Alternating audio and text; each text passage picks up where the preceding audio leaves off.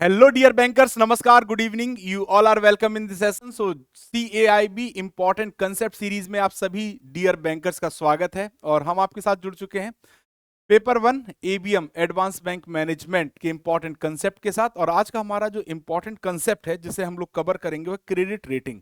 तो आज हम लोग क्रेडिट रेटिंग्स के बारे में बात करने जा रहे हैं। ठीक है दोस्तों, फटाफट सभी दोस्त जुड़ जाइए। चलिए, तो मेरा नाम है अरविंद सर और आप हमारे टेलीग्राम पर जुड़ सकते हैं JAIB बाय अरविंद सर। ठीक है, तो JAIB बाय अरविंद सर, ये हमारा टेलीग्राम है, इस पे आप जुड़ सकते हैं। QR कोड को भी आप स्कैन करके हमारे साथ जुड़ सकते हैं। ठीक है दोस्तों, चलिए स्टार्ट करते हैं क्रेडिट रेटिंग। तो क्रेडिट रेटिंग की अगर हम बात करें दोस्तों, तो जब भी कोई बैंक लोन प्रोवाइड करता है, वेन एवर कोई भी बैंक अगर लोन प्रोवाइड करता है तो हर एक क्रेडिट के साथ क्रेडिट रिस्क अवेलेबल होता है। क्या होता है? क्रेडिट रिस्क अवेलेबल होता है, यानी हर एक प्रपोजल के साथ क्या अवेलेबल होता है? Credit risk. क्रेडिट रिस्क क्या होता है? जब भी बैंक ने बोरोवर को जो भी लोन दिया है, अगर वो लोन रीपेमेंट में डिफॉल्ट होता है तो उसे हम क्रेडिट रिस्क के नाम से जानते हैं। अब देखिए, अगर हम बात करें so the level of credit risk involve in each loan proposal, हर एक लोन प्रपोजल में क्या होता है? क्रेडिट रिस्क इन्वॉल्व होता है। और कितना क्रेडिट रिस्क या कौन सा क्रेडिट रिस्क होगा, ये डिपेंड करेगा unique feature of the proposal. वो लोन प्रपोजल क्या था, उसके यूनिक फीचर पर डिपेंड करेगा कि कितना क्रेडिट रिस्क होगा। ठीक है दोस्तों, सो अगर हम बात करें एग्जाम्पल के तौर पर, आपके पास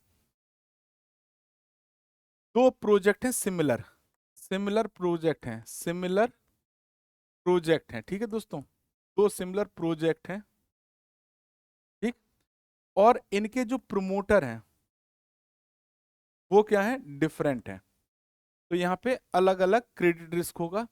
और अगर आपके सिमिलर प्रमोटर हैं, सिमिलर प्रमोटर हैं जो उस प्रोजेक्ट को चला रहे हैं, बट आपका जो प्रोजेक्ट है वो डिफरेंट है, क्या है? प्रोजेक्ट डिफरेंट है, तो यहाँ पे भी आपका डिफरेंट क्रेडिट रिस्क होगा। ठीक, याद रखिएगा। तो यही बात यहाँ पे बताने का प्रयास किया गया कि two similar projects with the different promoters may be appraised by the bank as having different credit risk. क्यों डिफरेंट क्रेडिट रिस्क है ना, यहाँ पे डिफरेंट क्रेडिट रिस्क होगा, डिफरेंट क्रेडिट रिस्क। ठीक है दोस्तों, तो दो सिमिलर प्रोजेक्ट हैं और डिफरेंट प्रमोटर्स, यानी इन प्रोजेक्ट को चलाने वाले लोग अलग अलग हैं। तो जब भी बैंक इस लोन को अप्रेज करेगा तो यहाँ पे जो रिस्क होगा वो डिफरेंट क्रेडिट रिस्क होगा। इसी प्रकार अगर दो डिफरेंट प्रोजेक्ट्स हैं but the promoter are same, promoter same है, तो यहाँ पे भी अप्रेज करेगा बैंक, किस आधार पर? क्योंकि यहाँ पे भी डिफरेंट क्रेडिट रिस्क अवेलेबल होगा। सो अब जो क्रेडिट रिस्क लोन का है वो डिपेंड करता है किस आधार पे, कि बैंक ने कौन सा लोन प्रोवाइड किया है, किस प्रोजेक्ट के लिए किया है, और प्रोजेक्ट का यूनिक फीचर क्या है, इस आधार पर यहां पर क्रेडिट रिस्क अवेलेबल रहता है। ठीक है दोस्तों, अब इस क्रेडिट रिस्क से कैसे निपटा जाएगा? While appraising a credit proposal, जब भी कोई लोन प्रपोजल आएगा उसको जब बैंक अप्रेजल करता है, सो जब भी अप्रेजल करता है the risk involved is also measure and often quantified by way of rating with the following objective. तो बैंक उस प्रपोजल पे, उस लोन प्रपोजल पे जो रिस्क जुड़ा हुआ है उसको कैसे क्वांटिफाई करेगा, उसके लिए वो क्रेडिट रेटिंग का सहारा लेता है। किसका सहारा लेता है? क्रेडिट रेटिंग का सहारा लेता है। और उसके कुछ ऑब्जेक्टिव होते हैं। पहला ऑब्जेक्टिव होता है to decide about accepting rejecting accepting with modification special covenants. ठीक, तो इनका कहना है कि जैसे मान लीजिए बैंक के पास कोई प्रपोजल आया, बैंक के पास कोई लोन या क्रेडिट प्रपोजल आया, क्या आया? क्रेडिट प्रपोजल आया। ठीक है, ठीक, कोई भी प्रपोजल आया तो ठीक, कोई प्रपोजल आया तो अब इस प्रपोजल को एक्सेप्ट करना है, बैंक एक्सेप्ट करेगा यानी लोन प्रोवाइड करेगा, या इसे रिजेक्ट करेगा यानी लोन प्रोवाइड नहीं करेगा, या इस प्रपोजल में कुछ मॉडिफिकेशन अगर हो जाए, कोई मॉडिफिकेशन हो जाए तो इसको हम एक्सेप्ट कर सकते हैं। ये तीन कंडीशन बनती है, एक्सेप्ट करेगा, रिजेक्ट करेगा, या इसमें मॉडिफिकेशन के बाद क्या कर सकता है? वो एक्सेप्ट कर सकता है। तो ये पहला केस होगा। दूसरा, to determine the pricing the rate of interest to be charge. अब इस क्रेडिट प्रपोजल पे बैंक क्या रेट ऑफ इंटरेस्ट, क्या रेट ऑफ इंटरेस्ट चार्ज करेगा, ये भी डिपेंड करेगा। ठीक है दोस्तों, थर्ड पॉइंट क्या होता है, to help in the macro evolution of the total credit portfolio by classifying it on rating allotted to individual account. तो यहां पे इनका कहना है कि जो मैक्रो एवोल्यूशन है टोटल क्रेडिट पोर्टफोलियो का, जिसे वो क्लासिफाई करता है किसके आधार पे, रेटिंग्स के आधार पे जो इंडिविजुअल अकाउंट्स को प्रोवाइड की जाती हैं। चौथा, अगर हम बात करें तो this is used for assessing the provisioning requirement. अब ये सब जो प्रोसेस किए जा रहा है वो किस लिए किए जा रहे हैं कि अगर मान लीजिए कोई क्रेडिट रिस्क है, कोई क्रेडिट रिस्क है, अगर किसी भी लोन पे अगर कोई क्रेडिट रिस्क है तो उसके लिए इनको क्या करना होता है, प्रोविजनिंग करनी होती। क्या करनी होती, प्रोविजनिंग करनी होती। तो कितनी प्रोविजनिंग करनी चाहिए, इसके लिए अप्रेजल किया जाता है लोन का और एसेस किया जाता है प्रोविजनिंग रिक्वायरमेंट्स को। एज ऑल्सो आ डिसीजन मेकिंग टूल, और ये एक डिसीजन मेकिंग टूल भी होता है by management of the bank for reviewing the loan policy of the bank, है ना। तो मैनेजमेंट टूल भी है और अगर बैंक को जरूरत पड़ेगी तो वो अपनी लोन पॉलिसी को भी क्या करता है, रिव्यू करता है। तो यहाँ पे जो क्रेडिट रेटिंग है वो एक इंपॉर्टेंट फैक्टर हो जाता है जब भी कोई क्रेडिट अप्रेजल बैंक करता है। अब देखिए इंटरनल और एक्सटर्नल रेटिंग क्या होती है, समझिएगा। इंटरनल का मतलब है कि बैंक खुद रेटिंग करे, इंटरनल का मतलब क्या है, बैंक खुद रेटिंग करे। और एक्सटर्नल का मतलब है कि जब बैंक बाहर से किसी थर्ड पार्टी एजेंसी की मदद लेता है रेटिंग के लिए तो उसे एक्सटर्नल कहा जाता है। तो till such time the bank are equipped with historical empirical expertise and data to move to advanced internal rating based approach। जब तक बैंक के पास पूरा हिस्टोरिकल डेटा अवेलेबल नहीं हो जाता तब तक वो रेटिंग के लिए पर्याप्त असेसमेंट नहीं कर सकता। क्यों? क्योंकि जब तक इनके पास अवेलेबल नहीं है, इनका internal rating based approach develop नहीं हो जाता, तब तक ये advance internal rating based approach के बिना ये रेटिंग प्रोवाइड नहीं कर सकते। So to arrive the profit probability of default, अगर ये क्रेडिट रेटिंग कर पाएंगे तभी जो क्रेडिट जो प्रोबेबिलिटी है, प्रायिकता है डिफॉल्ट की, उसको आइडेंटिफाई कर पाएंगे। तो RBI has mandated different risk weighted to assets based on their external rating given by accredited rating agencies. तो आरबीआई ने क्या किया है, आरबीआई ने risk weighted assets RWA develop किया है, किसके आधार पे, उनको प्रोवाइड की जाने वाली क्रेडिट रेटिंग के आधार पे। और ये रेटिंग कौन प्रोवाइड करता है दोस्तों, थर्ड पार्टी एजेंसी, जिसे हम कहते हैं credit rating agencies, credit rating agencies. ठीक है दोस्तों, तो क्रेडिट रेटिंग एजेंसीज जो होती हैं वो प्रोवाइड करती हैं क्रेडिट रेटिंग, और उसके आधार पे हर एसेट्स पे यानी हर एक लोन पे कितना वेटेड रिस्क है उसके लिए रिजर्व बैंक ऑफ इंडिया ने अलग अलग रिस्क वेटेड एसेट्स जारी किए हैं। तो अगर आप देखोगे ना RWA, तो ये आपको कहां देखने को मिलेगा, जब आप बेसल नॉर्म्स पढ़ोगे। क्या पढ़ोगे, बेसल नॉर्म्स पढ़ोगे। तो आरबीआई ने पूरी एक सीरीज दे रखी है रिस्क वेटेड एसेट्स की। ठीक है, अब देखो जो रेटिंग एजेंसीज हैं, जो रेटिंग प्रोवाइड करती हैं, वो एजेंसीज कौन सी हैं। तो आपको बता दें, दो प्रकार की एजेंसीज रेटिंग प्रोवाइड करती हैं। एक या तो इंडिया की रेटिंग एजेंसीज होंगी, कहाँ की, इंडिया की। और दूसरी जो रेटिंग एजेंसीज हैं वो फॉरेन फॉरेन रेटिंग एजेंसीज हैं। तो जब हम डोमेस्टिक की बात करते हैं, यानी इंडिया की जो रेटिंग एजेंसीज हैं उन्हें हम क्या कहते हैं, डोमेस्टिक। क्या कहते हैं दोस्तों, डोमेस्टिक रेटिंग एजेंसीज।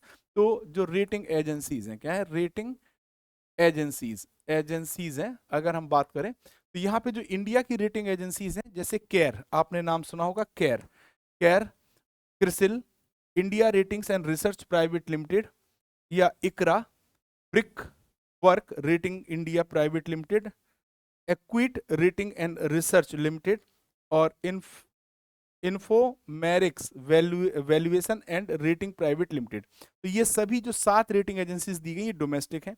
वहीं पे जब हम फॉरेन की बात करते हैं तो फॉरेन में सबसे पहले नाम आता है फिच का। ठीक है, फिर आपने नाम सुना होगा मूडीज का। किसका सुना होगा, मूडीज, ये भी आपकी फॉरेन है। और फिर आ जाता है दोस्तों किसका, स्टैंडर्ड एंड पुअर का। ठीक है दोस्तों, तो ये वर्ल्ड की 3 बड़ी रेटिंग एजेंसीज हैं। तो यहाँ पे इंटरनेशनल रेटिंग एजेंसीज में कौन कौन सी आ जा रही हैं, फिच, मूडीज और S&P। और डोमेस्टिक रेटिंग एजेंसी 7 हैं, केयर, क्रिसिल, IR&RPL, जिसको नाम दिया गया है कि India rating and research private limited, ICRA, Brickwork rating India private limited, Acuite rating and research limited, और Infomerics valuation and rating private limited. ठीक है दोस्तों, तो the borrower rating shall be basis of assigning probability of default. किसी भी borrower को जो rating provide की जाती है, किसी भी बोरोवर को, याद रखिएगा, बोरोवर को जो रेटिंग प्रोवाइड की जाती है वो किस आधार पे प्रोवाइड की जाती है? प्रोबेबिलिटी ऑफ डिफॉल्ट के आधार पे, प्रोबेबिलिटी ऑफ डिफॉल्ट के आधार पे। किसके आधार पे? डिफॉल्ट के आधार पे, प्रोबेबिलिटी ऑफ डिफॉल्ट के आधार पे।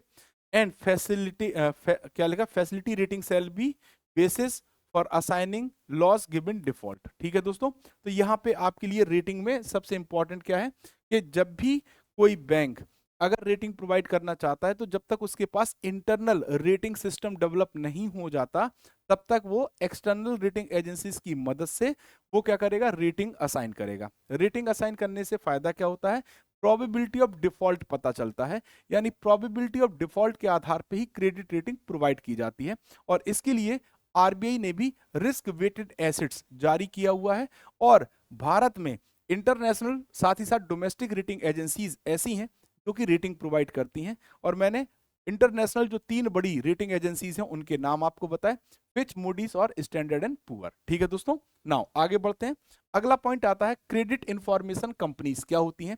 तो क्रेडिट रेटिंग एजेंसीज होती हैं और फिर क्रेडिट इंफॉर्मेशन कंपनीज होती हैं। क्रेडिट इंफॉर्मेशन कंपनीज इंडिविजुअल जो बोरोवर होते हैं उनको रेटिंग प्रोवाइड करती हैं। जैसे सबसे अच्छा एग्जाम्पल आपने सिबिल का सुना होगा। तो भारत में रिजर्व बैंक ऑफ इंडिया ने 4 बड़ी कंपनीज को, 4 कंपनीज को ऑथोराइज किया है। क्या किया है? ऑथोराइज्ड किया है, जो कि क्या जारी कर सकती हैं? क्रेडिट इंफॉर्मेशन जारी कर सकती हैं। ठीक है, तो वो सीआईसीज कौन सी हैं जो क्रेडिट इंफॉर्मेशन जारी करती हैं? तो आपके सामने है ट्रांस यूनियन सिबिल, सबसे पहली जो कंपनी है वो सिबिल है। दूसरी है एक्सपीरियन, कौन सी? एक्सपीरियन, इक्विफैक्स और CRIF हाईमार्क। ठीक है, ये 4 ही, फिर से देख लीजिए, ये 4 ही कंपनी ऐसी हैं जो भारत में rating provide, credit information provide करती हैं। तो in India credit bureau play a crucial role in financing ecosystem, so they facilitate efficient lending and risk assessment practice. So the credit bureau in India operate under the RBI guidelines and regulations. तो जितनी भी CICs हैं जो भारत में authorised हैं वो किसके according authorise की गई हैं? रजिस्टर्ड किसके साथ हैं? रिजर्व बैंक ऑफ इंडिया के साथ। इसीलिए RBI के द्वारा जो भी गाइडलाइंस होंगी, जो भी रेगुलेशंस होंगे, उनके अकॉर्डिंग इनको काम करना होगा। ठीक है दोस्तों, तो ये थी आज की हमारी क्लास जहां पर हमने आपके साथ क्रेडिट रेटिंग और क्रेडिट इंफॉर्मेशन कंपनीज के बारे में डिस्कशन किया। आई होप आज की क्लास आप सभी को समझ में आई होगी। और हाँ, होली का पर्व आ चुका है और होली के पर्व पर हम आपके लिए लेके आए हैं डिस्काउंट। सो बुरा ना मानो, डिस्काउंट है। तो अगर होली फेस्टिवल ऑफ कलर्स अगर आप सभी लोग देखेंगे तो सभी लोग हैप्पी होली एंजॉय कर रहे हैं।